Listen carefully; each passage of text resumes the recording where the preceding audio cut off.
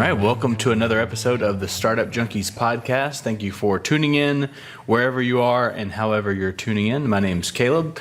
I am a startup junkie. I'm joined by my co-host, Jeff Amerine. How's it going? I'm glad to be here. You're going to have to put up with me because Joe Rogan's not available today. That is correct. It is a beautiful Monday in Northwest Arkansas, and we're excited to be joined by Matthew Moore and Kyle Kellams of KUAF. How's it going, guys?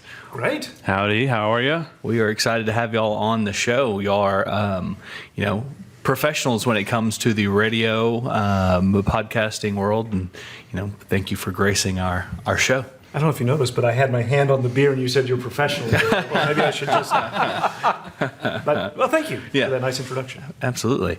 I guess we can start with origin stories. This is the Wolverine part of the show. Tell us when you realized you were part of the X-Men. Yeah, Kyle, so I know you've been news director at KU, or at creator of Ozarks at Large, news director for 25 years? 33. 33. I've got to get a new bio because you got to update the website. The last bio I wrote was 8 years ago, so I need to put a new one on. That's like the census. You only update it once every 10 years. Yeah, exactly. There you go. Same with profile pictures, same way. Works like a charm. Yeah. And so you're the OG. Matthew's the new guy on the block. He joined, what, last year? Year before? Yeah, last? May of 21. Yeah. Awesome. So tell us about. Let's hear the background stories. Coming up. Well, Ozarks at Large, so it had been a once-a-week show when KUAF was just 100 watts. And it was just one interview. James Russell and Dave Edmark would switch off every week, and they would record it on reel-to-reel. It wasn't live, but they would record it as live, like whatever happened in the conversation. And then James left. Dave was bumped up to editor at the then Morning News, and I had just started, and Rick Stockdale, who was the GM at the time, said, why don't you take over Ozarks at Large?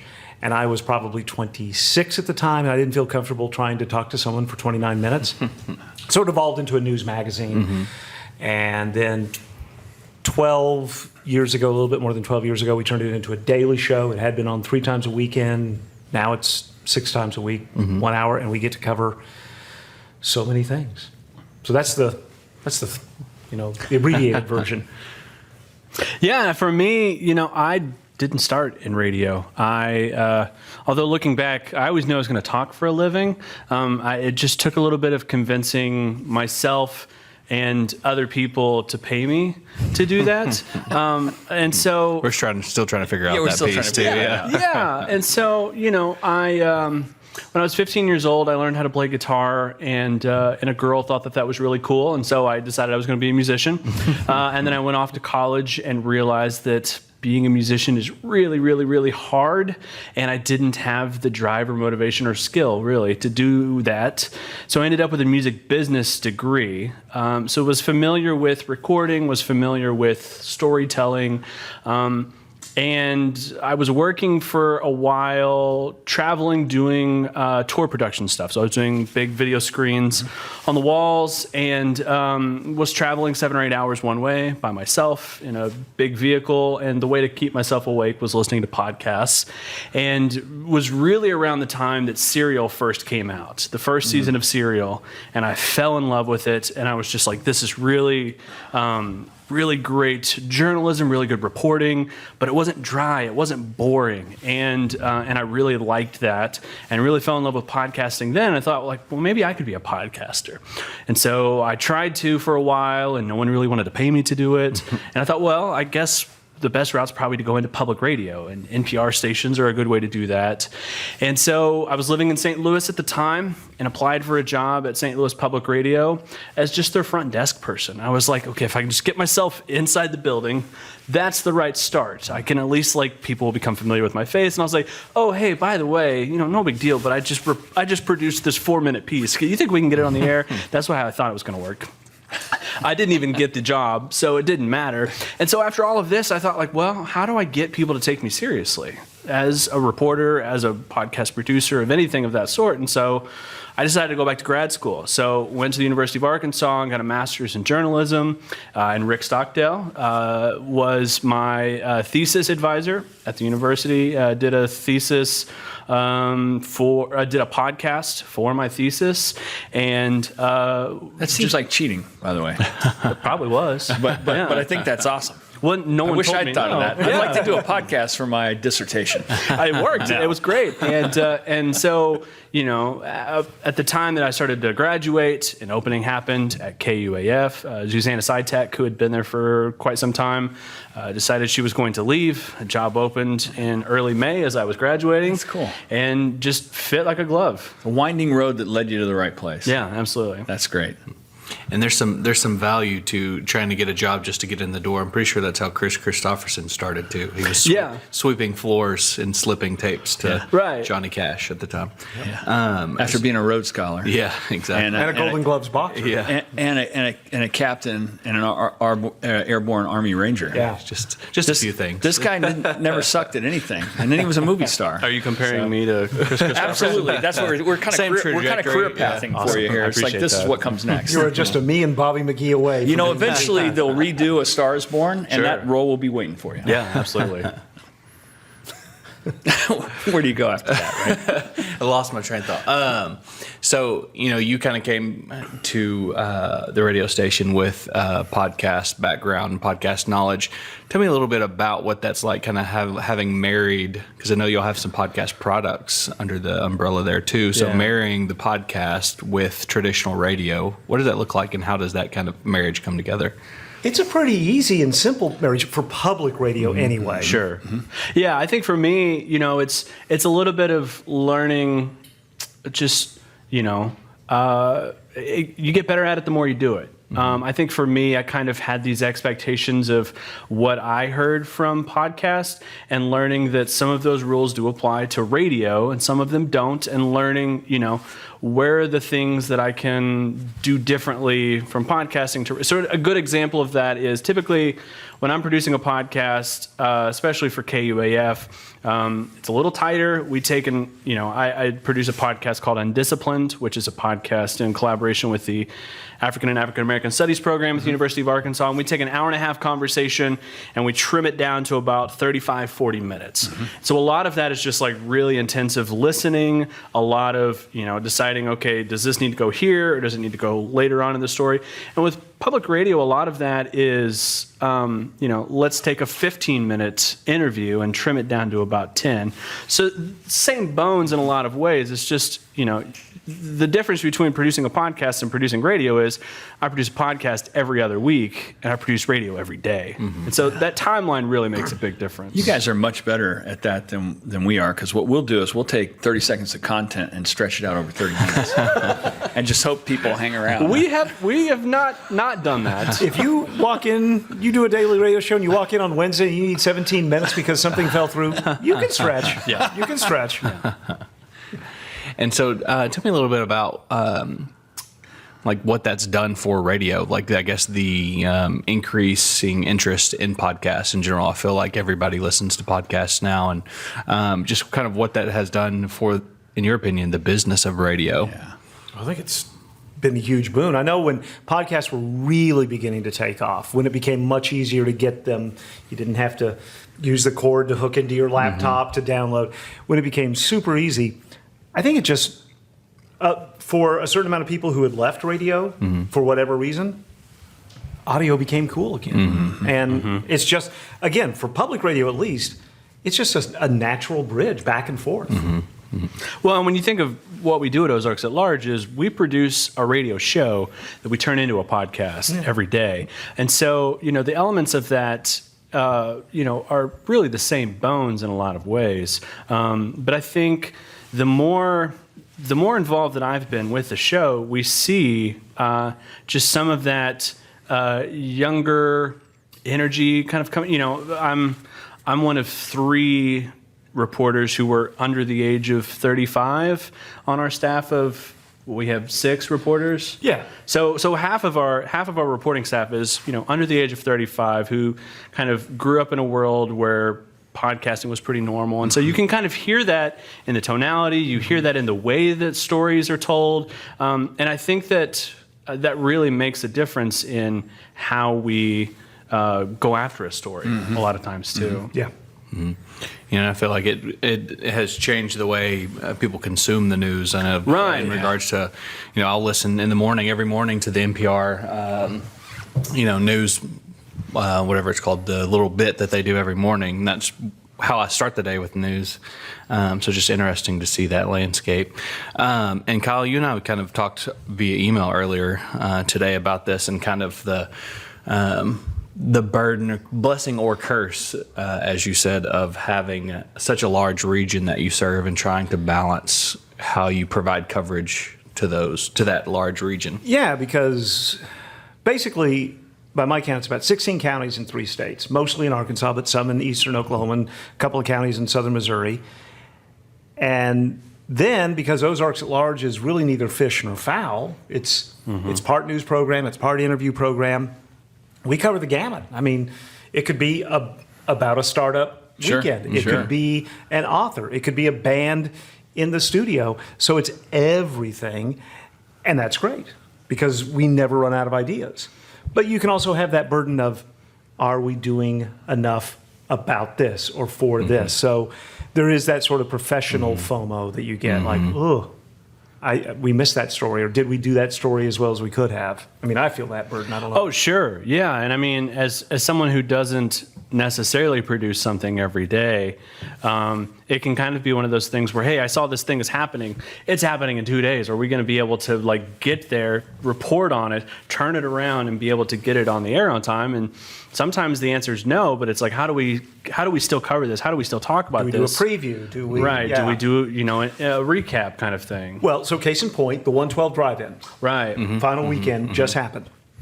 And we were trying to decide, and that's a great story. The Democrat Gazette did a great story. The TV stations did a great story. We didn't want to do the same thing, but we couldn't come up with, how do we do this? And then I happened to find out that somebody I knew went to the first night of the 112 drive-in and remembered the great story about how, so the first night of the 112 was the same night as the last night of the 71 drive-in, where Fiesta Square is now.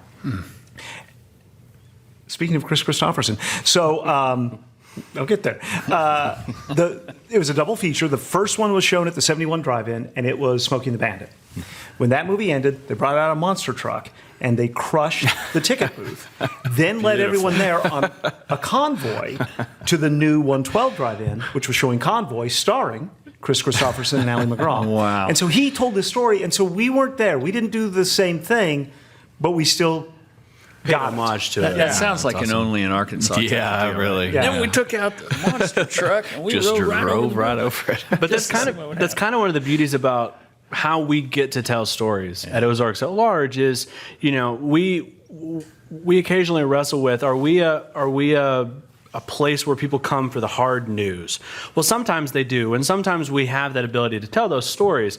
But sometimes we also don't show up at the 112 at 5 o'clock at night when they're bringing people in. Sometimes we get to tell a different kind of story that you can really only tell in radio. Right. And if you were trying to tell that story in the paper or on TV, you need like different kinds of aids. But just like hearing this guy tell this story from just like perfect memory in a way that you can really only do in audio is really kind of cool that we get to tell stories that way. Talk a little bit about the business model. I think a lot of our listeners who are entrepreneurs or innovators would probably really be curious about how a business model would work within the context of a public radio station with a very specific show that's got some podcasting and some hard news. What's the business model look like? Well, actually, it's incredibly different and incredibly the same because since we exist, 80% we exist on listeners. You like it, you support it, Right. you pay it. So the customer, right, is the one who determines whether you survive or not. So in that sense, it's very much. If they like it, they're going to make donations. Right. Yep. Right. Gotcha. So, but that also means that you can think primarily, I should say not only, but primarily about the customer. Are you making radio that informs them, that they want to come back and spend time with you? Because attention is valuable. Right. How many ways are we pulled now? So in that sense, I think the business model is customer base. Right. The other way is, while we do have underwriters, who, it's like PBS. Sure. Support comes Sure. from, but we don't have commercials. So that's a little bit different, obviously. But I think down deep, it is the same. If it's good radio, Yeah. somebody's going to be willing to pay. Yeah, To listen. that's what we've banked on for Gotcha. 4 decades. Yeah, Gotcha. And I feel like you kind of walk a tightrope there too, probably, in that, of course, you got to create content that people want to consume and support through contributions, but also while providing news value, a kind of an unbiased approach, and kind of not falling down that slippery slope of entertainment to drive traffic to. right. No, I think that's well put. I think one of the great things, I could talk forever about the fractured media landscape and the dangers it possesses, but I think one of the great things for us is there's so many out there that do it like that, and so few that do it.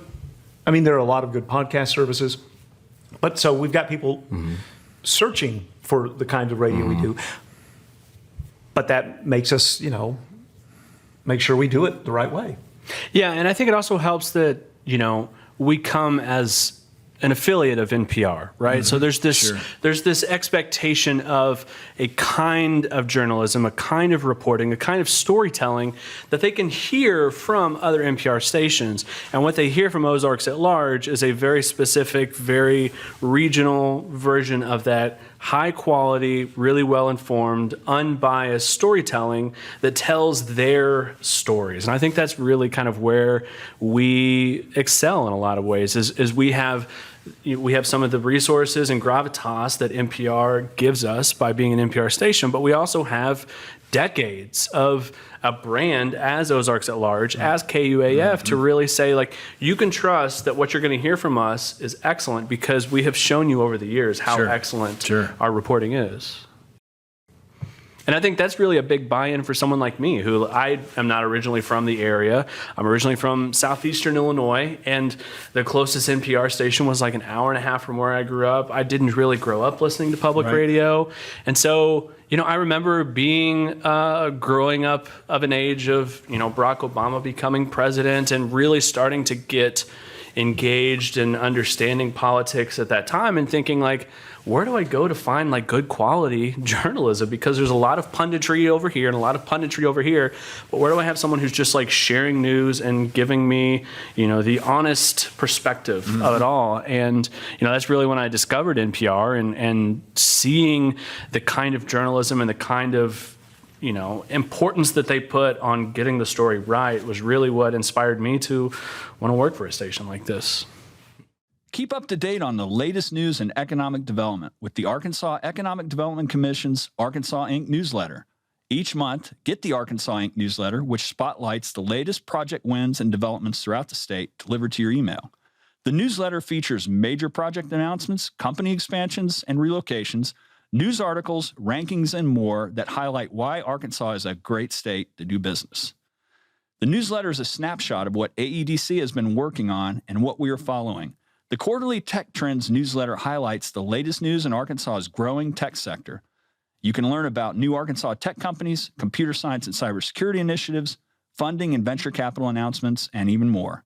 AEDC offers 4 quarterly newsletters: the Food and Beverage Industry Digest, Aerospace and Defense Beacon, Timber Trends, and Tech Trends. To learn more or sign up for a newsletter, visit arkansasedc.com/news. And having been at it for 33, was that the correct 33 at KUAF, but in radio for 43 years. Okay. Were there not child labor laws? You don't look that old. I started when I was in high school at KTLO in Mountain Home. Very cool. And never left. A Mountain Home bomber. Yeah. And you survived the process. Yes. That's I can great. still sing the fight song, which I will not do. That's the bonus feature. Listen to after the ad It's on the segment. Patreon. Don't miss any words, though. It could be bad if you go home. So how have you seen radio change locally, regionally, nationally in that time? And then how do you see that changing in the future? What do you think the future holds for? Well, I think the future is brighter now for radio than it was 10 years ago or 20 years ago. Sure. Almost everything has changed. When I first started producing Ozarks at Large, it was on a reel-to-reel machine. We were just talking about this process. I would edit with a razor blade and splicing tape. When I would call someone to say that I wanted to do a story for Ozarks at Large or KUAF, even if I was calling someone in Fayetteville, they wouldn't know either. Just the digital revolution has just been wonderful when it comes to editing and experimentation. Everything's changed, except you want to do quality work. But Yeah, the end product hasn't necessarily changed, but the way you get there, the speed at which you can get there now, you're someone who, you can turn around 3 stories in a day because you got to have them for the next day. That would have been a whole lot harder if you didn't have a PC and, that's the reason we didn't do a daily show until 12 years ago. Right, Yeah. right. Do you find that the following has increased beyond the geography based on the fact that you can, if it's available on the site, it's available everywhere? Yeah. And on one hand, we're a very regional show. So Right, if you live in Tucumcari, New Mexico, while there are some interesting things, it's not about Tucumcari, New Right, Mexico. right. But I do know that I have a friend who went to a conference, and he ran into an old friend there who lived in San Francisco. And she said, "Where are you now?" And he said, "Oh, I'm in Northwest Arkansas." And she said, "Oh, is that where Fayetteville is?" And he said, "Yeah." And anyway, it turns out that she was listening to Ozarks at Large every day in San Francisco. Wow. Had never been here. Wow. Yeah. So there could be a couple of those outliers, and I do sometimes look at who's listening from where. I assume most of the out of region are expats. People that have ties to But, it, which makes sense. Well, with our podcast, I think we do tend to get a little wider Sure. of a radius. The show that I do with Undisciplined, we interviewed a guest a couple months ago now, and he's based in Bloomington, Indiana. He works in the library system at the University of Indiana, and he said, I was just going to listen to one episode just so I could kind of get a feel for the show, and I expected it to be very heavy Arkansas, and I wasn't expecting to really get much out of it. Banjo music and stuff in the background? Well, I'm not sure about that, but I think he was kind of expecting like Black history in Arkansas, and we do have some of that. 100%. But he said, I listened to the first episode and it was so good, I binged the whole season, and to hear someone who really had no. He was going to be interviewed on the show, so we had a little bit of a reason to check it out at least. Right. But to say, okay, I'm going to listen to one episode, so I kind of understand how they're going to do things. But I listened to the whole thing and I loved it. And so those sorts of things happen. I think when they hear the way that we tell stories, I'm not going to say people listen to every show, but they'll certainly keep tabs on us. And if something, piques their interest, and we, for every regional story we do some statewide stuff too, and we do some, regional stuff too, and people will keep up with that and say oh, hey, I heard your story about the Methodist Church, and that's really interesting to me because, I'm a lifelong Methodist and I'm really interested in what's happening here. So, I think it starts with that core of regional folks, but as people leave and as people have friends who say hey, I've got a friend who's working on the show, that tends to happen a lot too. So a question I've often wondered about, and I've gotten different answers. I ask these occasionally: is do you listen to your own stuff after you record something? Mm-hmm. Do you? Mm-hmm. Oh, I definitely to be critical or to be what? Talk to me about that. I listen to everything when it's done just to make sure there aren't mistakes. Right. Now, I don't go home, it's on at noon and 7. I don't go home at 7 and tell my wife, turn off the TV, we're going to listen to Ozarks. Right. I like to be in the car, though, and hear it as a listener. Okay. Is this working? And you're never 100% removed because you remember how you put it together. But no, I think you have to listen, not for the ego, but for quite the opposite, that didn't work, or did that make sense? It's constructive. Yeah. It's constructive after the fact. What can we do better? Interesting.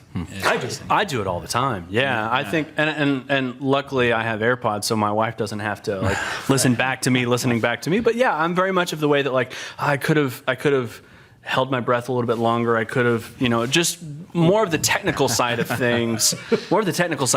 I tend to pay attention to. But I also like to listen back, especially when it's a conversation where you hear me asking a question and you hear them responding, because it helps inform me of how can I be a better interviewer? How can I ask better questions or phrase things differently that inspires the kind of, because one of my favorite things in radio is when you ask someone a question and they go, Because then I've never heard that question before. I didn't expect you to ask that. And for me, like, that's those moments where I'm like, okay, remember that. Remember how you did that sort of thing. I think it's so interesting because you mentioned that you are basically a podcast native, and I'm an immigrant.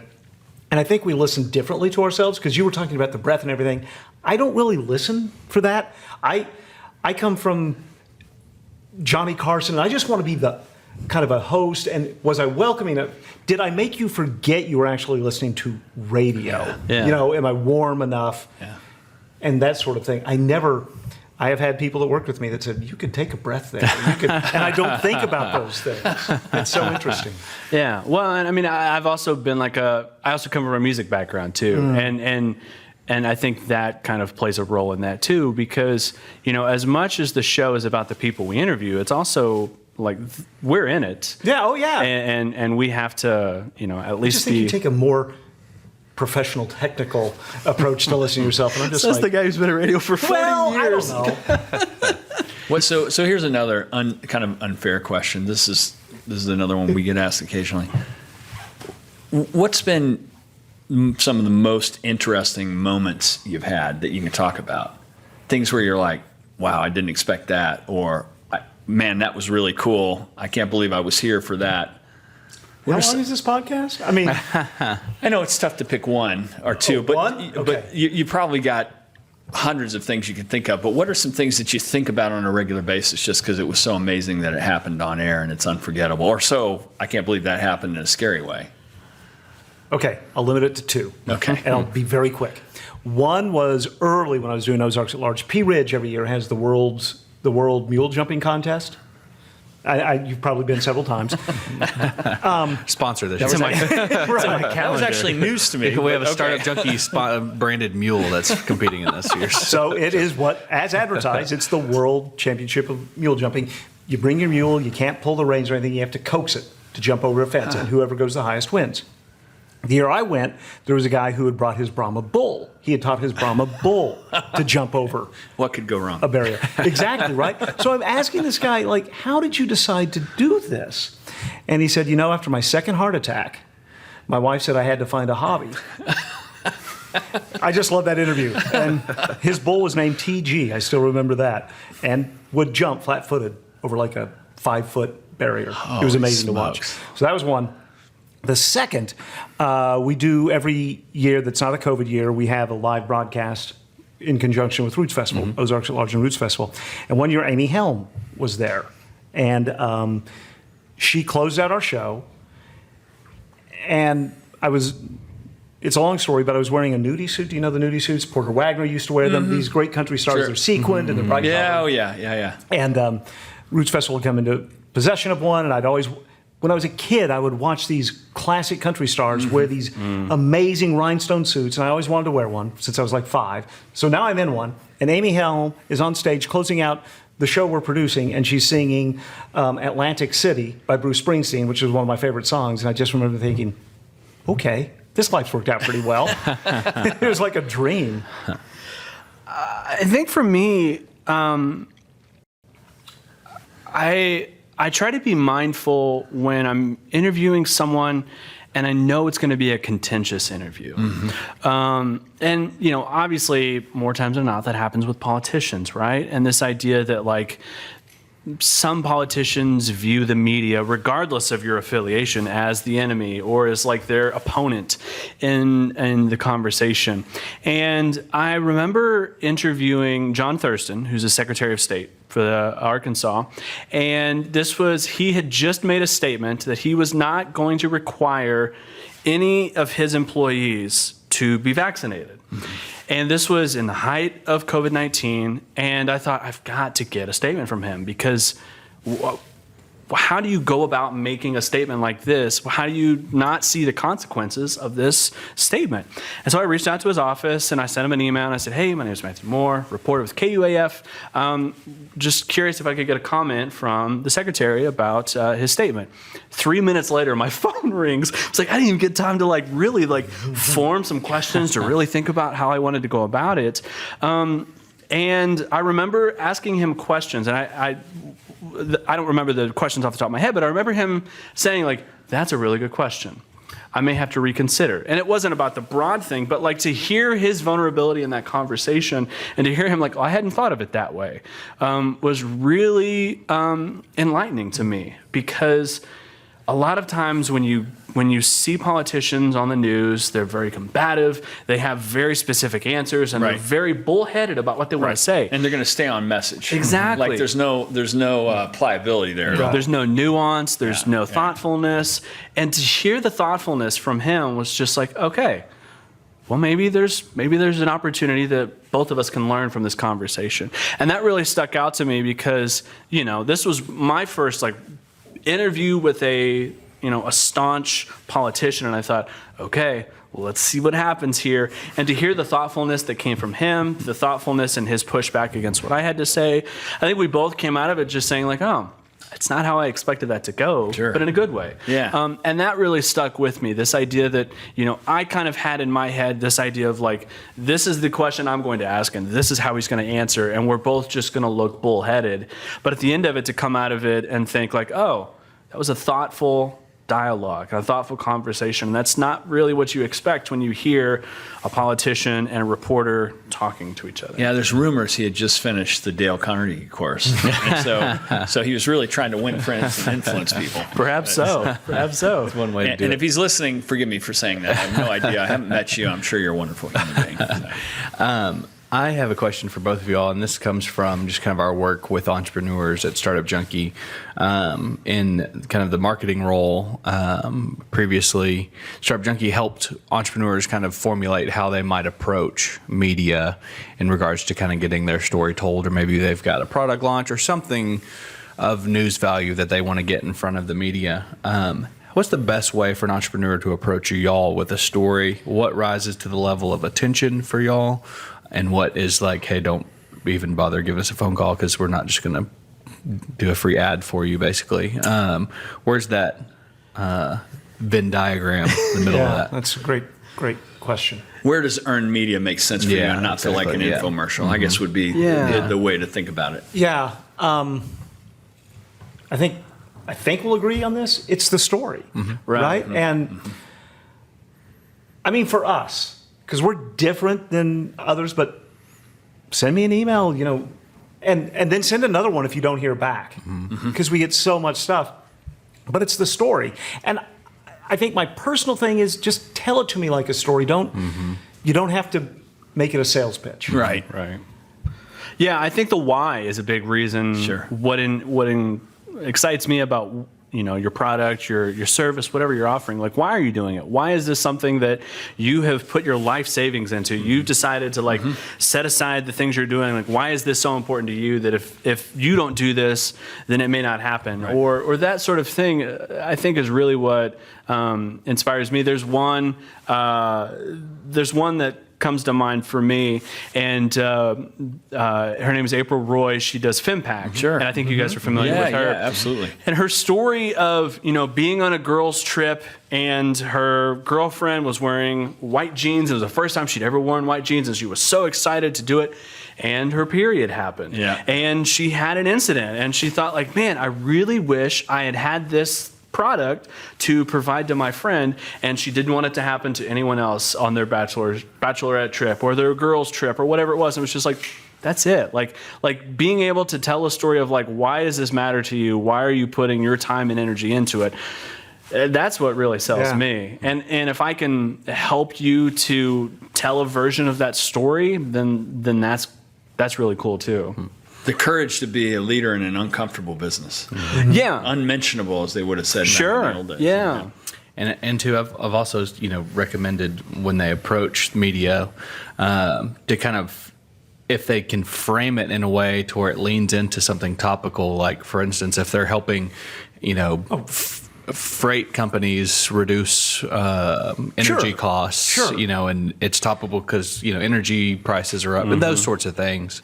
I'm sure probably help kind of frame it in a newsworthy. And I think there's if you are wanting, to use the term earned media, that's fine. We don't think of it that way. Sure. Because we're just interested. Yeah. We just want to tell the story. Right. It's okay for you to think of it that way. Right. But just understand that we're not thinking of it that way. Yeah. We're just like, let's tell a story and Yeah, and I think another really big part of it is like, how do you tell it to someone who has no idea what you're doing, what you do for a living?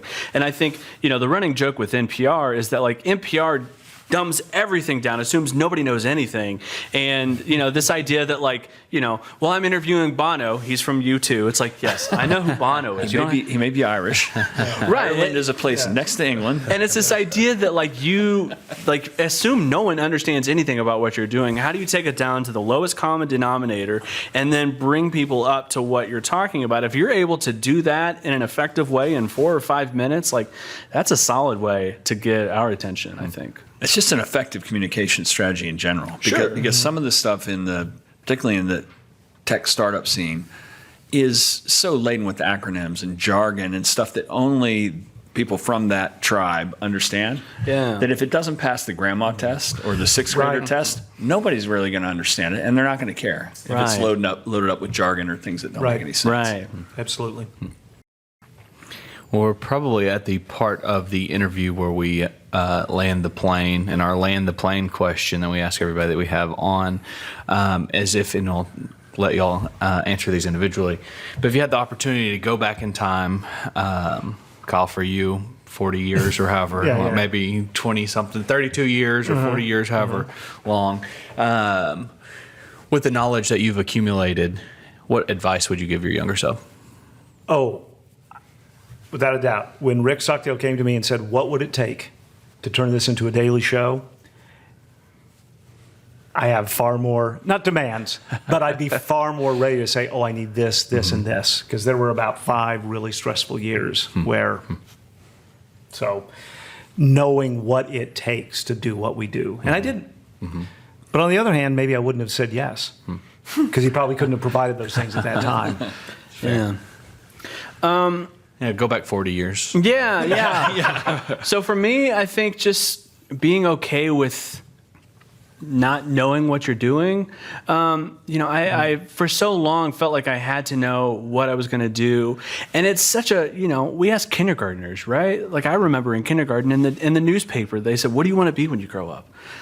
I'm 5 years old. I don't know I don't even know what my options are. And I tell people all the time, I did not know that you could do what I do for a living 5 years ago, 10 years ago. I didn't know you could do this. Now, obviously, being a radio, working for a radio station and being an audio journalist has been a thing for a long time, but I didn't know about that. I grew up in the middle of nowhere where we had drive your tractor to school day, and I was one of the few men who didn't drive a tractor to school.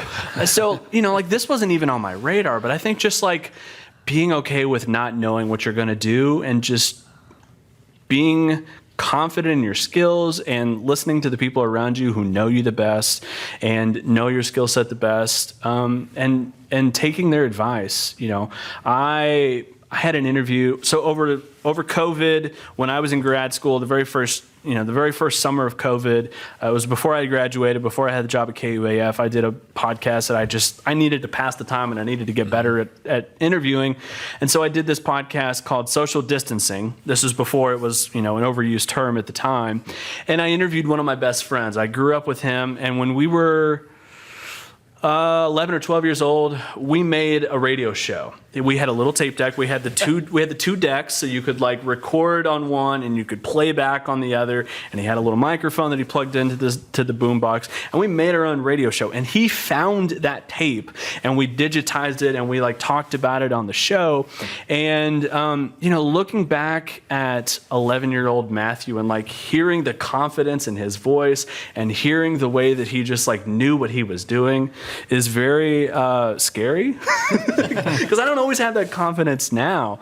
But to hear my best friend from the last 20 years say that, like, I always knew you were going to do this. I just didn't know how you were going to do this, but I always knew you were going to do this. And to like not take that for granted when people say those things to you. That's awesome. Where can our listeners find out more about Ozarks at Large and you guys? OzarksAtLarge.com, KUAF.com. And Ozarks at Large is in your podcast feed, wherever you're listening to this. Awesome. Thanks for coming on, guys. Thanks for asking. Appreciate you. This is awesome. Thanks, y'all. And how the Hogs going to do this weekend? Against Cincinnati, they're going to win 28-20. You heard it here first. I think that's a good call.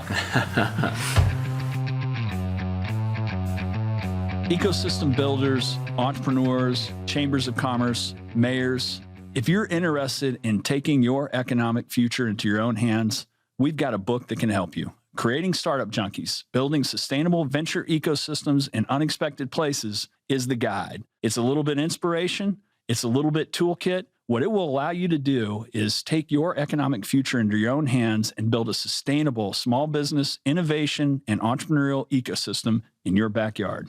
If you'd like to hear more, check out creatingstartupjunkies.com. The Startup Junkie podcast reaches over 100 countries and has had over 100,000 downloads. If you're interested in reaching some of the most motivated and engaged innovators and entrepreneurs on a worldwide basis, give us a shout.